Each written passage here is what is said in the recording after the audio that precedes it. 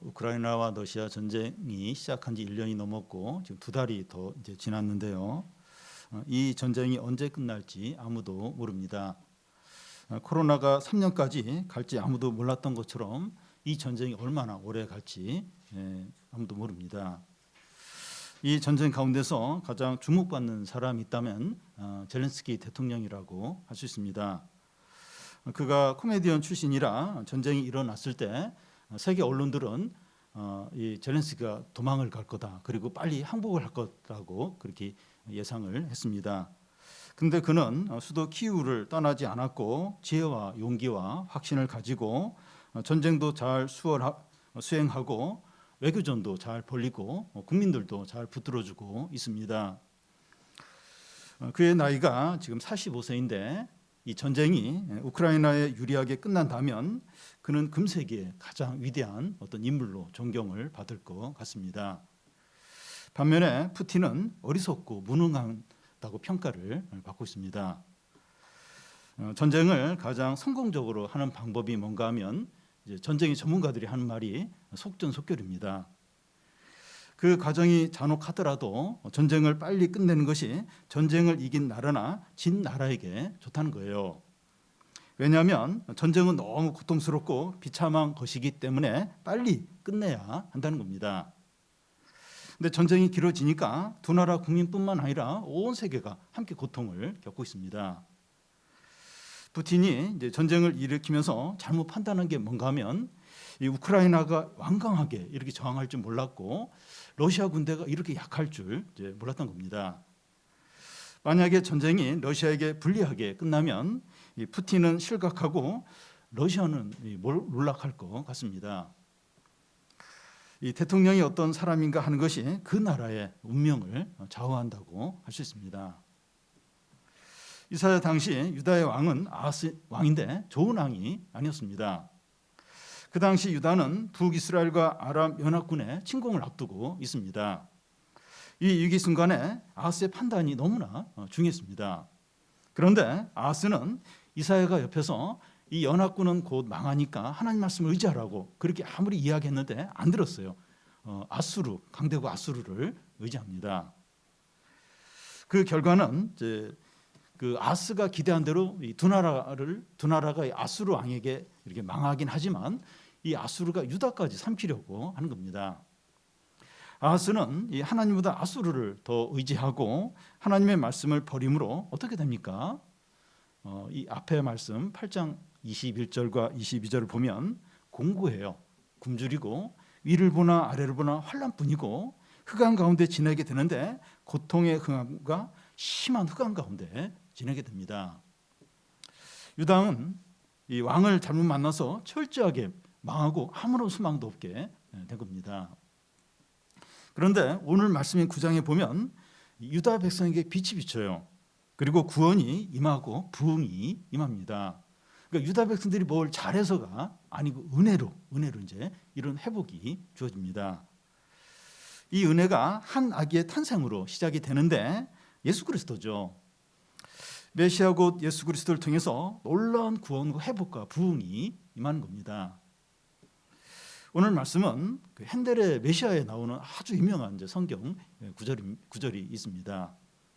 한 아기가 우리 가운데 나셨고 그의 어깨에는 정사를 메었고 그의 이름은 기묘자라 묘사라 전능한 하나님이라 영존하신 아버지라 평강의 왕이라. 너무나 영광스럽고 복된 말씀입니다. 오늘 말씀에서 사용된 동사들은 이제 과거 시제로 되어 있는데 이 미래일을 과거 시제로 표현하고 있습니다. 성경에서 이렇게 사용할 때는 미래일이 너무나 분명하고 확실할 때 이미 성취된 것처럼 과거형으로 표현을 이제 하는 겁니다. 미래일이에요. 미래일인데 과거 시제로 표현을 이제 하고 있는데 미래에 일어날 일이 너무 분명하고 확실할 때 이렇게 표현을 이제 하는 겁니다. 근데 오늘 우리는 이사야가 예언한 대로 예수 그리스도가 오셔서 구원을 이루신 것을 알고 있어요. 2000년 전에 이미 예수 그리스도 오셔서 지금 이사야가 예언한 걸 이렇게 이룬 것을 알고 있습니다. 그래서 우리는 오늘 말씀을 더 확신을 가지고 믿고 적용을 해야 됩니다. 이렇게 예언을 했는데 이미 예수 그리스도 오셔서 이걸 이루셨어요. 그러니까 아직 성취되지 않은 게 있다면 이제 예수님의 재림인데 그것만 빼고 예수님을 통해서 지금 이사야서의 예언이 다 성취가 됐어요. 그렇다면 우리는 더 이 말씀 확신해야죠. 더 적용하고 이 말씀을 의지하며 살아야 합니다. 기묘자와 모사와 전능한 하나님이신 예수 그리스도가 고통과 절망과 죄악과 어둠 가운데 있는 이 땅에 오셔서 우리에게 놀라운 구원과 회복과 부흥을 주시기를 원합니다. 먼저 이 어둠을 비치는 빛입니다. 1절 2절을 한 절씩 교대를 읽겠습니다.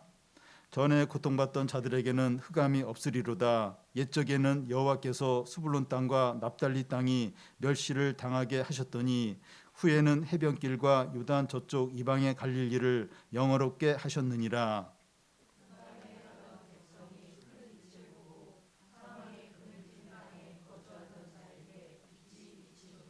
네.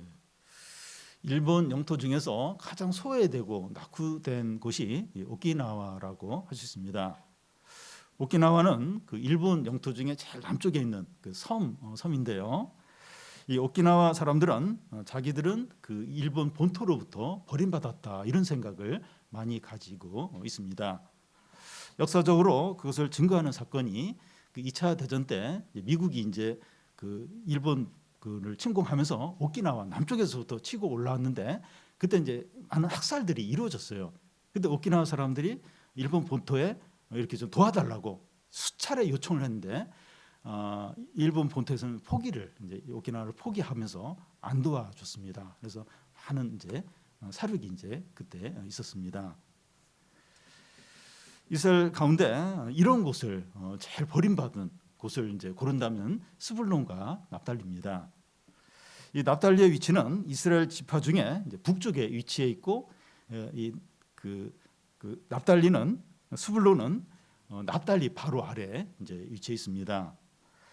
역사적으로 두 곳이 어떤 비참한 일을 겪었는가 하면 BC 732년 아수르의 디글라필레셀이 공격을 받아서 이 약탈을 당하고 많은 백성들이 포로로 이제 끌려가는 일이 일어나고 또 나중에 아수르 왕 살마네셀에 의해서 더 잔인하게 짓밟히게 됩니다.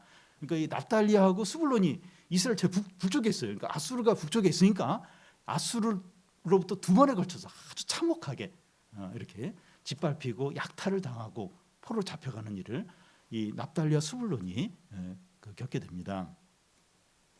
1절 중간에 나오는 것처럼 그 옛적에는 여호와께서 스불론 땅과 납달리 땅이 멸시를 당하게 하셨다는 거예요. 그 두 곳에 사는 사람들이 이제 어떤 이제 자들인가 하면 2절에 보면 흑암에 행하던 백성이고 사망의 그늘질 땅에 거주하는 자였습니다. 얼마나 그곳이 소망이 없고 절망적인가 하면 사망의 그늘에 거하는 자들, 흑암에 사는 백성이라고 그렇게 이제 불려질 정도로 절망적이었습니다. 오늘날로 말하면 뭐 슬럼가나 빈민가로 참 가난과 범죄와 술과 마약을 하고 그곳에 있어봐야 아무 소망이 없는 어떤 그런 지역을 이제 가리킵니다. 이런 지역이 이제 갈릴리 지역인데 이 갈릴리 지역 중에서 제일 또 낙후된 곳이 나사렛이에요. 그래서 요한복음 1장에 보면 빌립이 나다나엘에게 나사렛 예수를 소개하니까 이 나다나엘이 나사렛에서 무슨 선한 것이 날 수 있냐 이러면서 예수님을 무시를 이제 했습니다. 그런데 그렇게 절망적이고 어두운 그곳에 어떤 일이 일어납니까? 1절 중간에 보면 하나님께서 옛날에는 갈릴리 지역이 이제 그런 곳이 멸시받는 곳이 되게 하셨지만 후에는 갈릴리를 영화롭게 하셨다는 겁니다. 2절에 보면 바로 그게 나오는데 흑암에 행하는 자들이 큰 빛을 보고 사망의 그늘질 땅에 거주하던 자들에게 빛이 비추게 되었다는 겁니다. 흑암에 사는 자들에게 큰 빛, 사망의 그늘에 거하는 자에게 빛이 비추게 이제 되었다는 거예요. 이 일은 예수께서 갈릴리에 오셔서 복음을 전하면서 실제로 이루어지게 됩니다. 마태복음 4장에 보면 이 얘기가 그대로 이제 나와 있는데요. 예수께서 나사렛을 떠나 수불론과 납달리 지경의 해변에 있는 가버나움에 가서 사시니 이는 선지자 이사야를 통하여 하신 말씀을 이루려 하심이라. 일러스되 수불론 땅과 납달리 땅과 요단강 저편 해변길과 이방의 갈릴리여, 흑암에 앉은 백성이 큰 빛을 보았고 사망의 땅과 그늘에 앉은 자들에게 빛이 비추었도다 하셨느니라. 우리가 지금 살펴본 말씀과 똑같이 이사야 말씀이 똑같이 예수님을 통해서 실제로 성취가 된 것을 보여줍니다. 예수님이 갈릴리 지역에 이제 오래 머무시면서 그곳에서 말씀을 전하신 것이 사람들에게 빛을 비추는 것이고 그들을 영화롭게 하는 것이었습니다. 그러니까 뭐 다른 뭐 경제적으로 부유해주고 막 이렇게 도시가 이제 뭐 최신 어떤 시설을 해가지고 막 이렇게 번창하고 그게 아니고 예수님이 오셔서 복음을 이제 이렇게 전하시는 거예요. 그러면서 병자들을 고치고 귀신 들린 자를 이렇게 귀신을 치료하고, 이게 그곳에 큰 빛이 비춰진 것이고 그곳을 영화롭게 하는 일이라는 겁니다. 그런데 그 당시 갈릴리 지역만 어두웠을까요? 거기만 물론 이제 뭔가 이렇게 외적으로 보면 이제 거기만 어두운 것 같은데 영적으로 보면 꼭 그곳만 어두웠을까요? 유대 지역인 예루살렘도 영적으로 어두웠습니다. 하나님을 믿지 않고 하나님의 다스림을 받지 않는 모든 것이 어두워요. 모든 것이 영적으로 보면 다 그런 곳은 다 어둡습니다. 사망의 그늘진 곳이에요. 흑암이 가득한 곳입니다. 우리 사회에서 이 갈릴리 지역에 해당하는 곳이 어디일까요? 제일 가난하고 낙후된 시골이나 뭐 술집이나 유흥업소가 모여 있는 어떤 그런 거리를 생각할 수 있습니다. 그런데 하나님을 인정하지 않는 우리 사회 곳곳, 또 우리의 삶의 영역이 너무나 어둡고 거짓되고 부패되고 음란하고 악할 수 있습니다. 그러니까 뭐 어느 곳이든지 하나님을 인정하지 않는, 하나님 배척하는 그런 곳은 어디나 흑암 가운데, 어두운 가운데 온갖 죄들이 가득한 그런 곳이죠. 소망이 없고 오직 심판만 있는 곳입니다. 어떻게 됩니까? 살 수 있는 길이 뭐죠? 이 복음의 빛이 비춰지는 거예요. 말씀으로 돌아가서 말씀을 적용해서 사는 겁니다. 그러면 영화롭게 돼요. 영화롭게 됩니다. 영화롭게 된다고 하는 것은 변하고 새롭게 되고 살아나고 또 풍성하게 되는 것을 말합니다. 그 1절 앞에 보면 전에 고통받는 자들에게는 흑암이 없다. 그냥 단정적으로 얘기해요. 전에 고통받는 자들은 흑암이 없다는 거예요.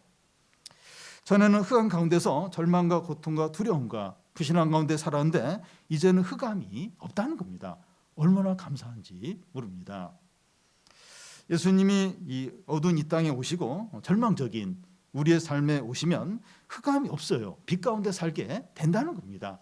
이게 얼마나 큰 소망이고 이게 살 길이죠, 살 길. 뭐 경제적인 거, 뭐 어떤 여러 가지 어떤 그런 문제가 이렇게 좋아지는 것도 필요하지만 진정한 어떤 회복과 소망과 구원은 이 복음이 선포가 되는 거예요. 복음의 빛이 비춰지는 겁니다. 그러면 아무리 어두운 곳에 소망이 생겨요. 그러면서 이제 진짜 이렇게 살아나고 그리고 그것이 영화롭게 되고 영광스럽게 되고 전에 고통받는 자들에게 흑암이 없다. 주님이 오심으로 이제 진정한 어떤 회복이 있는 거죠. 이것만큼 복된 게 또 우리에게 필요한 게 없습니다. 다음은 이제 즐거움을 주신다는 겁니다. 3절을 우리 같이 한번 읽겠습니다. 주께서 이 나라를 창성하게 하시며 그 즐거움을 더하게 하셨으므로 추수하는 즐거움과 탈취물을 나눌 때 즐거움 같이 그들이 주 앞에서 즐거워하오니. 1절에서 이 흑암 가운데 행하고 사망의 그늘진 사람들에게는 진정한 즐거움이 없습니다. 물론 그들도 먹고 마시고 세상적인 즐거움을 누릴 수 있지만 일상적이고 피상적인 즐거움이죠. 그러니까 하나님 없이 사는 사람이 즐거움이 있어요. 그 사람들은 막 이렇게 슬프고 그게 아니라 즐거워, 굉장히 나름대로 해피한 가운데 지냅니다. 근데 그 피상적인, 일시적인 그런 이제 즐거움을 이제 누릴 뿐이죠. 그런데 말씀의 빛으로 변한 사람들은 큰 즐거움이 있습니다. 그 즐거움이 어떤 것인가 하면 추수하는 즐거움이고 또 탈취물을 나눌 때 즐거움과 같다는 겁니다. 이 탈취물을 나눈다고 하는 것은 전쟁에서 승리해서 전리품을 나눈 것을 말하는데, 그 예를 들면 출애굽하는 이스라엘 백성들이 애굽인들에게 금은 보화를 취해서 가지고 나올 때 즐거움입니다. 그러니까 수백 년 동안 그 애굽인들에게 그 압제를 받았는데 하나님이 큰 구원을 베풀어 주셔서 그 나오면서 그 퇴직금에 해당하는 그 애굽 사람들 금은 보화를 다 챙겨서 나오는 거예요. 그럴 때 그 기쁨, 말할 수 없는 기쁨이죠. 어떤 중요한 대회에서 우승을 하고 큰 상금을 받았을 때 너무나 즐거운 것과 같습니다. 이론적이거나 추상적인 즐거움이 아니라 온 마음으로 누리는 진정한 즐거움입니다. 그러니까 우리가 이제 이런 그 주님이 주시는 어떤 즐거움을 누릴 때 주님이 주시는 즐거움이 추상적이고 이론적이고 그게 아니에요. 진짜 온 마음으로, 여기 구체적으로 나와 있잖아요. 추수할 때의 즐거움, 전리품을 이렇게 전리품을 이렇게 차지할 때의 즐거움, 그 큰 대회에서 우승해서 막 상금도 엄청나게 많은 상금을 받을 때 어떤 즐거움, 진정으로 실제적인 온 마음으로 누리는 즐거움을 갖는 겁니다. 그런데 성도의 즐거움의 특징이 이제 3절 끝에 이제 나와 있는데 주 앞에서 즐거워하는 겁니다. 그러니까 주님 때문에 즐거워하는 거예요. 로마서 5장에 우리 주 예수 그리스도로 말미암아 하나님 안에서 즐거워하는 거죠. 그리스도로 인해서 하나님과 우리가 화목하게 된 그걸로 인해서 뭐 돈이나 경제적인 눈에 보이는 그런 거와 상관없이 그냥 그 주님 안에서 예수님 때문에 주님 앞에서 이제 즐거워하는 겁니다. 주위 상황이나 사람들이나 어려움과 상관없이 주님으로 인해서 즐거워하는 거예요. 즐거워하는 겁니다. 3절 중간에 그 즐거움이 더하게 하셨다 하는데 즐거움이 점점 더 늘어나고 넘치는 겁니다. 여러분, 상황이나 이 사람들을 바라보면 즐거움이 왔다 갔다 하는데 이 주님을 바라보면 즐거움이 계속 넘쳐요. 계속 넘칩니다. 그러니까 우리가 이제 뭐 야구든지 축구든지 농구든지 배구든지 이렇게 응원하는 팀이 있을 수 있어요. 근데 그 팀이 항상 이길 수 없어요. 그 팀을 좋아하고 이렇게 응원을 하면 할수록 이렇게 또 낙심할 때가 많은 거예요.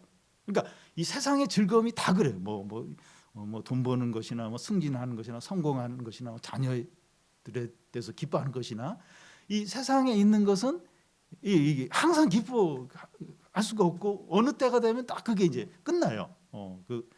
근데 왜냐하면 이제 그 제한돼 있기 때문에 다 이제 피조물이기 때문에 이 세상적인 즐거움은 다 한계가 있는 한계가 아무리 이제 좋은 걸 할지라도 다 한계가 있고 피상적이고 이렇게 변질되고 사라질 것들입니다. 근데 우리가 주님으로 인한 기쁨은 이게 계속 넘치는 거예요.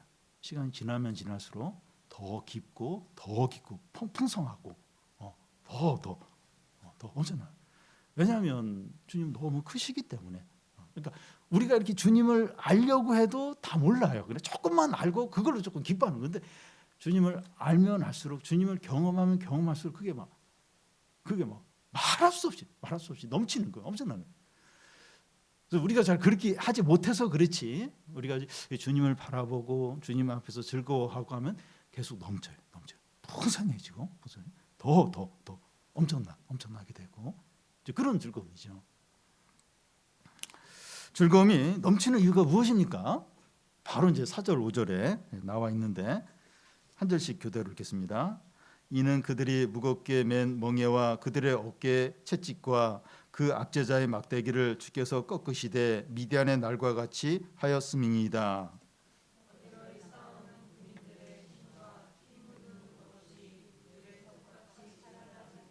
예. 이사야는 이제 두 가지를 말하는데 출애굽 사건과 그 미디안의 압제로부터 해방된 것을 이제 말합니다. 4절에 무겁게 맨 멍에나 어깨 채찍이나 압제자의 맞대기는 이스라엘 백성들이 애굽에서 종살이 할 때 압제받은 그것들을 이제 상징하는 것들입니다. 요셉이 죽고 애굽에 새로운 왕조가 들어서면서 이스라엘 백성들의 숫자가 많으니까 애굽 사람들이 두려움을 이제 느끼면서 큰 토목 공사에 강제 동원하기도 하고 남자아이는 다 나일강에 던져 죽이라고 하고 또 벽돌을 이제 만들려고 하면서 그 볏짚을 주지 않고서 그러면서 아주 혹독하게 학대를 이제 하게 됩니다. 그런데 이제 4절 중간에 보면 이 주께서 꺾으시되 하면서 하나님께서 이스라엘 백성들을 압제하던 모든 멍에와 채찍과 막대기를 꺾어 버리시고 이스라엘에서 그들이 나오도록 이렇게 구원을 해 주십니다. 이것으로 인해서 기뻐하는 거예요. 하나님의 능력으로 우리를 구원하신 거. 이것으로 기뻐하는 거예요. 그러니까 주 앞에서 즐거워한다는데 뭘로 즐거워하지? 막연한 그게 아니고 이 그 학대하고 얽매였던 여기서 하나님 건져 주신 거. 그걸 생각하면서 기뻐하는 겁니다. 즐거워하는 겁니다. 이 구원, 이 놀라운 구원, 전적인 이 은혜, 이걸 이제 기뻐하는 거죠. 또 한 가지는 미디안의 압제로부터 이스라엘을 건진 일입니다. 사사기 6장에 보면 이스라엘 백성이 미디안으로부터 7년 동안 압제를 받습니다. 수가 엄청나게 많은 미디안 사람들이 이스라엘 지역 안으로 들어와서 수개월을 머물면서 그 온갖 그 양식들 그걸 다 걷어가는 거예요. 또 가축들도 다 끌고 가는 겁니다. 그래서 이스라엘 백성들은 굴과 웅덩이와 산성을 만들고 거기에 숨어서 지내게 돼요. 이 굴에 사는 건 짐승들이 사는 건데 이스라엘 백성들이 미디안 사람들이 두려워서 굴 속에서 그 막 웅덩이에서 이제 산 속에서 이제 숨어서 이제 사는 겁니다. 미디안 때문에 흑암에 행하고 사망에 그늘진 곳에 사는 거죠. 그 여기 이전에 나온 말씀도 똑같이 흑암에 어두운 가운데 사망의 그늘 항상 두려워하면서 이제 미디안 사람들 때문에 그렇게 이제 살았습니다. 그런데 기드온이 하나님의 말씀에 따라서 300명을 데리고 미디안 백성 12만 5천 명을 쳐서 이렇게 전쟁에서 이깁니다. 하나님의 능력으로, 하나님 능력이 전적인 그 300명이 12만 5천 명을 어떻게 이길 수 있냐? 하나님의 능력이죠. 기드온이 얼마나 잘 싸운 것도 아니고 뭐 항아리 이렇게 깨가지고 뭐 나팔 불고 그래가지고 이긴 거예요. 이게. 그러니까 이게 하나님의 능력이죠. 능력으로 이제 전적으로 승리를 준 거죠. 이걸 찬양, 이걸 즐거워하는 거예요. 하나님이 능력으로 승리를 주시고 구원해 주셨다. 이걸 이제 기뻐하는 거죠. 이 출애굽 구원이나 미디안 압제로부터 해방은 둘 다 하나님의 어떤 능력으로 멍에와 막대기를 꺾으신 겁니다. 그리고 이 하나님의 구원은 너무나 완전해서 더 이상 두려워하지 않아도 이제 됩니다. 그게 5절이 이제 그것을 말하는데요. 우리 같이 한번 읽겠습니다. 어지러이 싸우는 군인들의 신과 피 묻은 겉옷이 불의 섭같이 살라지리니. 이 말씀이 어떤 의미인지 그 예를 이제 들겠는데요. 우크라이나와 러시아 전쟁이 완전히 끝나서 더 이상 이제 전쟁이 일어날 일이 없을 때 군인들은 군복과 군화를 태울 겁니다. 남자들은 이제 군대를 마치고 예비군 훈련을 다 마치고 나면 군복하고 군화를 태울지 몰라요. 이제 뭐 쓸 일 없다, 지겹다 이러면서 태울지 몰라요. 더 이상 쓸 일 없다고 여기는 거죠. 군인의 신과 군복을 태운다는 것은 전쟁이 완전히 끝난 것을 말합니다. 이제 그런 의미인데 그 2장 2절에 그 칼을 쳐서 보습을 만들고 창을 쳐서 낫을 만드는 것과 같은 거죠. 더 이상 이제 전쟁이 이 땅에 사라진 어떤 그런 의미입니다. 문자적으로 이런 일이 한반도와 온 세계에 일어나면 얼마나 좋겠습니까? 휴전선에 있는 그 무기들 다 좀 없애고 핵무기 다 없애고 총 다 버리고 이런 날이 오면 얼마나 좋을까요? 문자적으로 이제 주님이 오실 때 이제 그 날이 올 겁니다. 그 날이 전쟁이 완전히 끝나는, 영원히 끝나는 그때가 올 겁니다. 우리를 얽어맸던 멍에들이 사라지고 모든 전쟁이 끝날 때 너무나 즐거울 거예요. 여러분 그런 어떤 이렇게 뭐 미사일 계속 쏴대고 어떤 전쟁의 위기가 있을 때는 불안해요. 이렇게 심리적으로 굉장히 불안합니다. 근데 더 이상 그런 일이 없을 때 그럴 때 진정으로 기쁘고 즐겁게 되죠. 그런데 주님이 멍에와 어깨의 채찍과 그 압제자의 막대기를 꺾으시고 전쟁을 이제 끝내시는 것은 이걸 영적으로 이제 봐야 돼요. 이렇게 물리적으로만 보면 안 되고 영적으로 또 봐야 됩니다. 모든 사람은 죄와 사단과 욕심과 거짓의 노예로 비참하게 살아가고 있습니다. 알코올과 마약과 약물과 도박과 게임과 여러 가지 욕심들에 중독되어 사는 사람들이 많습니다. 뭔가 빠져있고 종이 된 사람은 행복하지 못하고 비참하죠. 거기서 나와야 되는데 스스로의 능력으로는 안 돼요. 안 됩니다. 그러니까 이게 마약에 이렇게 한번 빠졌다가 이제 나오려고 하는 사람들이 얼마나 노력을 하는데 안 돼요. 특히 우리나라의 그 마약 거기서 재활하도록 그런 게 너무 또 부족한 거예요. 그러니까 이런 어떤 빠져 있는 데서 스스로의 능력으로 나온다는 게 얼마나 힘든 일인지 모릅니다. 하나님의 능력으로만 종되었고 집착하는 모든 것들로부터 나올 수 있습니다. 죄를 짓는 자마다 죄의 종이라고 하는데 진리를 알지니 진리가 너희를 자유케 한다고 말씀합니다. 죄 안 짓는 사람이 있습니까? 다 죄를 지어요. 다 죄의 종입니다. 근데 진리, 하나님의 말씀이 자유케 해요. 사람이 진정으로 이 죄에 대해서 이렇게 이기고 벗어날 수 있도록 그렇게 이제 합니다. 여러분, 우리가 이 하나님의 능력으로 죄의 습관들과 여러 가지 욕심들로부터 자유롭게 되었을 때 진정으로 행복하고 즐겁게 됩니다. 그러니까 뭐 나는 이것도 할 수 있고 저것도 할 수 있고 그리고 마음대로 할 수 있는 건 비참해요. 못 빠져나옵니다.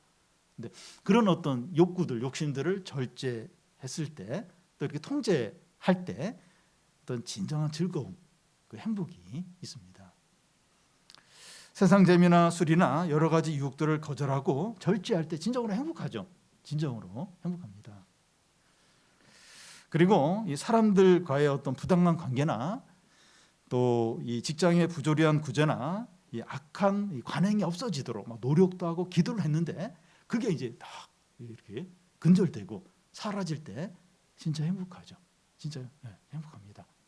거기에 그런 어떤 자기 힘으로 할 수 없는 그런 구조적인 악이 있어요. 어떤 불의한 어떤 그런 어떤 관습들, 관행들, 그 때문에 뭐 벗어나지 못하고 너무 괴로워하고 고통스러운데 거기서 이제 벗어나게 될 때, 막 기도하고 그랬는데 다 그게 근절이 되는 거예요. 그럴 때만 너무나 기쁘고 이제 행복하게 되죠. 우리에게 눈에 보이는 억압이나 또 보이지 않는 압박이나 죄의 습관이나 정세적인 문제가 하나님의 능력으로 해결되어서 진정으로 행복하고 기쁘고 평안하시기를 바랍니다. 그러면 이 모든 것이 가능할 수 있는 이유가 뭡니까? 지금 막 여러 가지 막 멍에가 깨어지고 또 어둠 가운데 빛이 비추고 막 이런 어떤 엄청난 일이 일어나는데 이게 가능한 이유가 뭐죠? 6절을 같이 한번 읽겠습니다. 이는 한 아기가 우리에게 낳고 한 아들을 우리에게 주신 바 되었는데 그의 어깨에는 정사를 메었고 그의 이름은 기묘자라 모사라 전능하신 하나님이라 영존하시는 아버지라 평강의 왕이라 할 것임이라. 흑암에 사는 자들에게 빛이 비추고 이 얽매였던 것들이 끊어져서 즐거움이 넘칠 수 있는 이유가 한 아기가 태어났기 때문입니다. 하나님께서 이 전쟁에 능한 장군이나 철저히 의로운 어떤 재판관으로 온 것이 아니라 한 아기로 온 게 얼마나 감사한지 모릅니다. 만약에 이 전쟁에 능한 장군으로 왔다면 피를 많이 흘려야 될 거예요.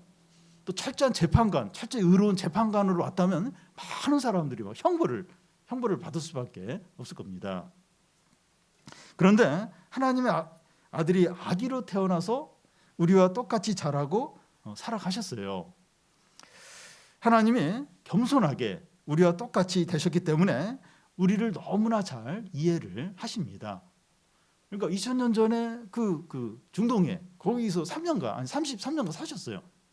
우리가 똑같은 몸을 가지고 그러니까 우리를 너무나 잘 이해하는 거예요. 우리의 고민들, 힘들어하는 것들, 두려워하는 것들 너무나 잘 이해를 이제 하십니다.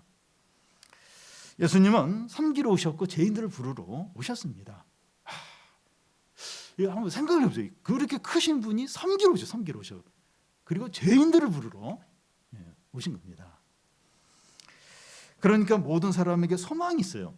누구나 예수님께 나오기만 하면 구원을 받을 수 있습니다. 하나님의 아들이 한 아기로 오셨다. 이게 뭐 얼마나 큰 은혜, 얼마나 감사한 일인지 모릅니다. 하나님께서 보내신 아기의 이름이 또 4가지가 있어요. 4가지 이름이 4가지. 5가지로 볼 수도 있고 4가지로 이제 볼 수도 있습니다. 이 첫 번째 이름이 기묘한 모사라고 할 수 있는데, 우리 성경에는 기묘자와 모사 이제 둘로 이제 나눠졌는데 그 의미를 하나로 보면 조금 더 좋을 것 같습니다. 이 기묘한 모사가 이제 영어로 그 원더풀 카운셀러인데, 어떤 계획을 세우는데 아주 능하고 탁월하고 지혜로우신 것을 말합니다. 원더풀 카운셀러, 아주 지혜로운 그리고 뛰어난 분이라는 건데요. 그 로마서 11장 그 33절과 34절에 보면 이 기묘자이고 모사라는 게 어떤 의미인가 하는 것이 잘 나와 있습니다. 깊도다 하나님의 지혜와 지식의 풍성함이요 그의 판단은 헤아리지 못할 것이며 그의 길은 찾지 못할 것이로다. 누가 그의 마음을 알았느냐? 누가 그의 모사가 되었느냐? 이 기묘자와 모사이신 예수 그리스도의 지혜와 지식이 너무나 깊고 풍성해서 측량할 수 없고 아무도 알 수 없다는 겁니다. 어떻게 이 깊은 지혜, 이 풍성한 이런 지식을 누가 그 하나님의 마음을 알겠습니까? 우주보다 더 크신 분인데 모른다는 거예요. 이 기묘자이고 모사이신. 그러니까 우리는 자꾸 이렇게 나름대로 판단을 해요. 이렇게 언제까지 정해요. 어떤 방법하고 그때까지 이런 방법으로 이렇게 하나님 뭔가 응답을 안 하면 바로 화를 내고 막 이렇게 하나님을 부신하고. 그러니까 이 우주의 먼지 같은 존재가 우주보다 큰 분을 나름대로 막 판단을 하는 거예요. 비판하고 불평하고 막 하나님한테 뭐라고 이야기하고, 얼마나 어리석고 교만한 거예요. 기묘자 모사이십니다. 누가 그의 마음을 알고 그 얘기를 누가 알고 누가 그분의 생각을 측량할 수 있겠느냐 하는 겁니다. 예수 그리스도는 기묘자이고 모사이십니다. 두 번째 이름은 전능하신 하나님입니다. 그가 세운 모든 계획들을 온전히 수행할 수 있는 능력이 있다는 거예요. 주님이 여러 계획을 세우고 말씀하시는데 그걸 이룰 능력이 전능한 어떤 능력이 조금도 부족함이 없다는 겁니다. 하나님께는 불가능한 일이 아무것도 없다는 거예요. 내가 너를 도와주고 싶은데 내가 좀 능력이 좀 안 된다. 내가 너무 바빠서 안 되겠다. 그런 게 없습니다. 너의 상태가 너무 심각해가지고 나는 어떻게 손도 못 대겠다. 그런 게 없어요. 의사들은 그래요. 이렇게 수술을 하려다가 환자 상황이 너무 그러면 이게 덮어버려요. 덮고 맛있는 거 이렇게 잘 드시라고, 편안하게 하시라고. 능력이 안 되는 거예요. 근데 전능한 하나님은 그런 법이 없어요. 불가능한, 못하는 일이 전능한 능력에서 부족함이 조금도 없는 분이십니다. 예수 그리스도는 전능한 하나님이십니다. 세 번째 이름은 영존하신 아버지인데, 여기서 아버지는 자기에게 맡겨진 자들을 인자와 따뜻한 부모 같은 심정으로 대하는 것을 이제 말합니다. 영존은 이제 영원하다는 의미인데 하나님께만 해당이 되는 말입니다. 아하스가 백성들에게 아버지 역할을 해야 되는데 철저하게 실패했습니다.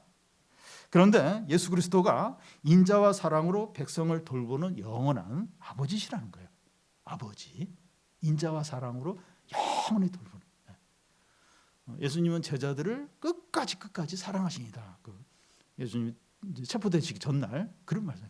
끝까지 아버지로서 인자와 사랑을 끝까지 사랑하시는 분입니다.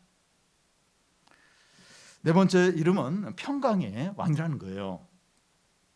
그가 세상에 아기로 태어날 때 천사들이 노래하기를 하늘에는 하나님께 영광이요 땅에는 평화로다 이렇게 노래했습니다. 예수님이 세상에 오신 목적은 샬롬, 평안을 주기 위해서입니다. 사람들의 죄로 인해서 이제 평화가 깨졌기 때문에 예수님은 십자가에 못 박혀 죽으심으로 하나님과 우리가 화목하게 하고 또 우리 사이 사람들 사이에도 평화가 있게 이제 하십니다. 여러분, 이 땅과 우리 삶이 어떻습니까?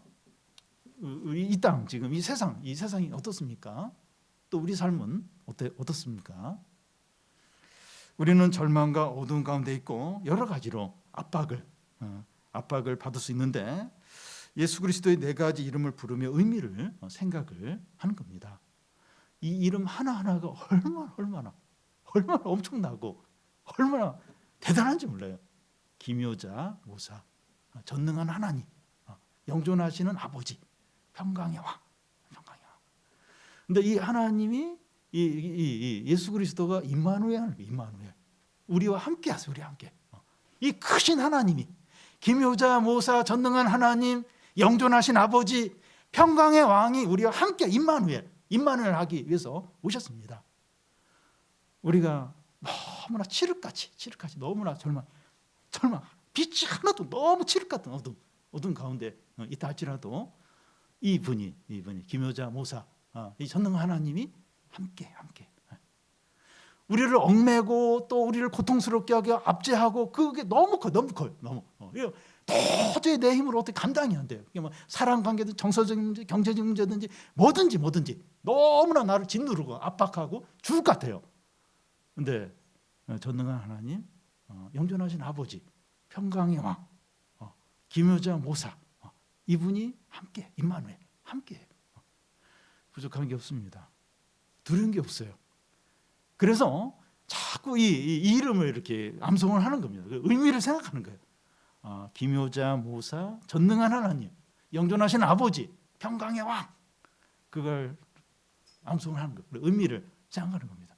그리고 이분이 나와 함께 하신다. 그걸 붙드는 겁니다. 어떤 죄의 세력이나 어떤 악의 세력이나 어떤 고통을 이길 수 있어요. 아니 이분이 못 이길 게 있습니까? 전능한 하나님인데 감당이 못할 그런 게 있습니까? 이걸 감당하는 거, 이기는 거예요. 거기서 다시 소망을 갖게 되고 다시 힘을 내고 다시 이제 살 수 있는 겁니다. 기쁨, 즐거움, 감사, 찬양이 가득하게 되죠. 그러니까 뭐 이게 다른 게 생기고 다른 게 잘 돼도 여전히 어디에 이제 압박을 받고 있는 거예요. 그리고 또 어두운 거예요. 절망이 있는 거예요. 그러면 좋은 일이 생겼는데 잠깐의 기쁨밖에 안 됩니다. 그런데 이 문제, 참 이 절망과 흑암과 어떤 두려움들, 그 문제 빛이 비춰지고 우리를 압박하고 얽매고 우리 너무 낙담시키는 그 종류는 다양한데 그걸 이제 깨트리고 거기서 건질 수 있는 이 전능한 하나님이, 이 평강의 왕이, 또 이 영존하신 영원하신 아버지가 함께하면 그때 진정한 즐거움이 있는 거예요. 진정한 어떤 기쁨이 있고 행복이 있는 겁니다. 우리가 왜 이분을 우리가 왜 부르지 않았습니까? 왜 이분을 의지하지 않았고 왜 임마누엘 이렇게 함께 하시는데 이걸 왜 의식하지 않았고 믿지 않고 지냈습니까? 이제 더 이상 이제 그렇게 하지 말라는 거예요. 그렇게 이렇게 잊어버리고 그렇게 이제 지나지 말라는 겁니다. 메시아 곧 예수 그리스도가 모든 일을 얼마나 탁월하고 뛰어나게 다스리시는지 모릅니다. 7절을 우리 같이 한번 읽겠습니다. 그 정사와 평강의 더함이 무궁하며 또 다윗의 왕자와 그의 나라에 군림하여 그 나라를 굳게 세우고 지금 이후로 영원히 정의와 공의로 그것을 보존하실 것이라. 만군의 여호와의 열심히 이를 이루시리라. 그가 얼마나 모든 것을 훌륭하게 통치하시는가 하면 7절을 네 가지로 이제 이렇게 볼 수 있습니다. 첫째는 그의 왕권은 한계가 없어요. 커져 나가고 그의 나라는 평화롭다는 겁니다. 두 번째는 이 아이는 이 다윗의 보좌에 앉을 것이며 다시 다윗의 왕조를 영화롭게 한다는 겁니다. 세 번째는 이 아이는 공평과 정의를 바탕으로 나라를 굳게 세운다는 거예요. 하나님 나라가 예수 그리스도로 인해서 이렇게 강하고 확장하고 번영한다는 겁니다. 하나님 나라는 안 보여요. 안 보이고 그래서 그리고 뭐 보이는 건 교회인데 교회는 약하고 또 이렇게 교회를 구성하는 그 사람들도 또 뭐 이렇게 부족한 사람들이 많고 이러니까 이렇게 하나님 나라가 있나 없나 이렇게 불신하게 되고 없는 것 같아요. 하나님 아무것도 안 하시는 것 같아요. 근데 그렇지가 않은 거예요. 이 하나님 나라가 예수 그리스도 통해서 얼마나 확장이 되고 얼마나 이렇게 번영하고 얼마나 강하게 역사하는지 모른다는 거예요. 왜냐하면 이 하나님 나라의 이 주인이고 왕이신 예수 그리스도가 이런 분이기 때문에 전능한 하나님이고 또 기묘자이고 모사이고 또 영광의 왕이고 영존하시는 하나님이기 때문에 이 나라가 하나님이 그렇게 예수 그리스도가 이 하나님 나라를 이렇게 다스리고 주관하고 역사를 한다는 겁니다. 근데 우리 눈에는 안 보여요. 안 보이고 없는 것 같고 근데 이렇게 하나님이 때가 되면 확 구체적으로 드러나고 또 그 하나님을 믿고 또 이렇게 부흥을 구하는 자에게 또 하나님 나라의 역사를 해요. 하나님의 나라가 또 이렇게 확 느낄 수 있도록 강하게 임하시죠. 네 번째는 이 아이가 이렇게 놀라운 통치를 펼쳐 나갈 것을 하나님의 열심히 보장을 이제 한다는 거예요. 7절 끝에 보면 만군의 여호와의 열심히 이를 이루리라. 이게 제일 중요한 말씀입니다. 여러분, 하나님 나라와 이 하나님의 뜻과 부흥은 우리에게 달려 있는 것이 아니라 이 사람에게 달려 있는 것이 아니라 이 하나님의 열심에 달려 있습니다. 사무엘상 5장에 보면 그 여호와의 개가 블레셋 사람들을 이제 패배시킨 것처럼 하나님 혼자서 얼마든지 싸우고 구원하십니다. 사람의 숫자나 재정이나 어려운 상황에 좌우되지 않습니다. 그래서 우리는 사람들이나 우리의 약함이나 어려움을 바라보지 않아야 돼요. 그것만 보지 않아야 됩니다. 여러분 9장의 놀라운 회복과 구원과 부흥이 그 어떤 절망적인 상태에서 시작이 되었습니까? 8장 22절을 보면 흑암과 고통의 흑암과 심한 흑암이 3번이나 반복이 돼요. 얼마나 절망적이고 얼마나 소망이 없으면 흑암이 3번이나 반복되는 거기서 이제 9장의 놀라운 부흥과 회복이 시작이 이제 되고 있습니다. 어떻게 칠흑 같은 절망에서 빛이 이렇게 비추기 시작했는가 하면 기묘자, 모사, 전능한 하나님, 영존하신 아버지, 평강의 왕이신 예수 그리스도가 오시고 하나님의 열심 때문입니다. 그 평강의 왕, 그 예수 그리스도가 오시고 그 예수 그리스도를 통해서 모든 일들을 누가 이루는가 하면 하나님의 열심히 이룬다. 열심히. 그러니까 사람들 숫자나 또 어떤 상황이나 또 뭐 어떤 재정이나 또 뭐 어떤 프로그램 이런 게 아니고 하나님의 열심히 이 모든 걸 이룬다는 거예요. 누가 이 하나님의 열심을 맡겠습니까? 사람에 달렸다면 뭐 눈에 보이는 거 달렸다면 불안하죠. 불안합니다. 뭐 숫자가 줄고 이러면 또 불안해요. 돈이 없으면 불안해요. 몸이 안 좋으면 불안합니다. 근데 하나님의 열심히 일을 이루리라.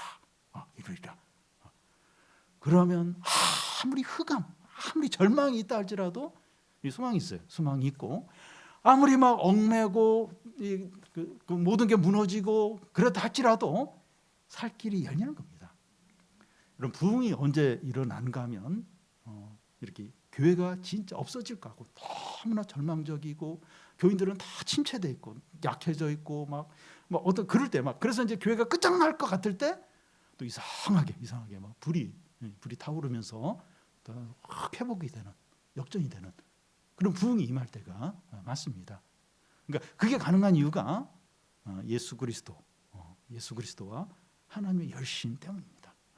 하나님의 열심을 누가 맡겠습니까? 어떤 어려움이, 어떤 방해, 어떤 유혹이 하나님의 열심을 맡겠습니까?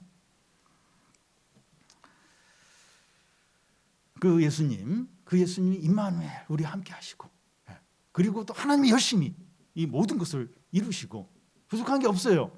두려울 게 없습니다. 나는 열심히 없어요. 우리는 참 열심히 없어요. 우리는 참 약해요. 금방 이렇게 결심했다가 무너지고 근데 다시 또 일어나서 다시 또 믿음의 길을 가게 하는 것도 하나님 열심이죠. 하나님 열심. 이사야가 예언했던 말씀이 예수를 통해서 이미 성취된 것을 우리는 알고 있어요. 성취됐잖아요.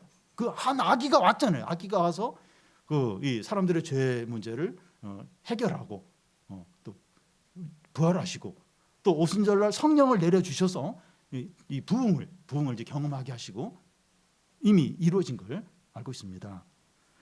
그렇다면 우리는 더더욱 예수 그리스도의 네 가지 이름, 다섯 가지 이름을 부르고 하나님의 열심을 의지하는 거예요.